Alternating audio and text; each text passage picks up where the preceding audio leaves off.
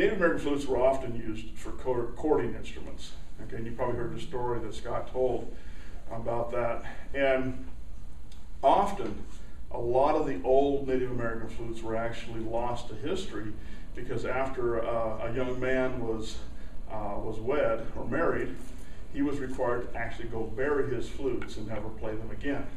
In some of the Native American cultures, certainly not all of them. Okay, and the purpose for that is obviously, why are you playing a chording instrument if you're already married, right? You don't want to be out there looking for more women, right? And if you were, that was probably the wrong thing to do, and you'd be in trouble with the wife, right?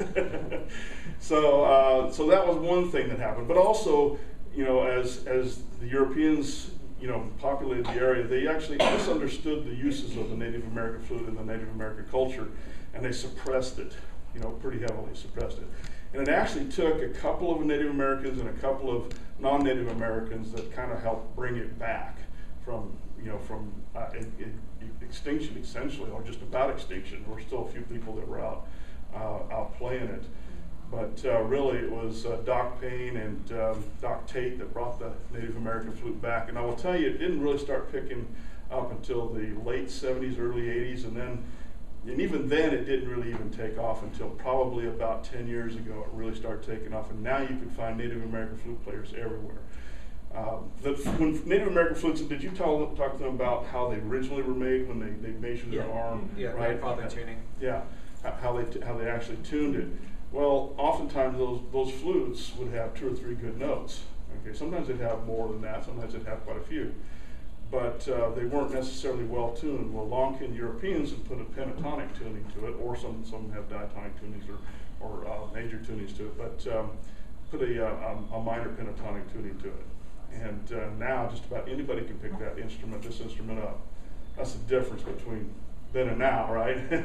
Is that they can pick that instrument, you can pick this instrument up, and with relatively no musical background, no musical experience, you can play this instrument. I've been playing for about 6 years. I've got a couple of CDs out. We're working on 2 more CDs right now. One is a sacred CD, which is all sacred music called Reflections of Calvary. And then the next one will be another Native American CD. One was a tribute to the Trail of Tears called Tocopelli Tears.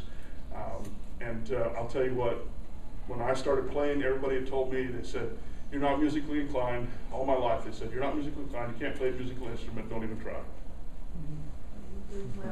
Not too many people would say that today, 6 years later, but just 6 years ago, that's what people were saying about my musical ability.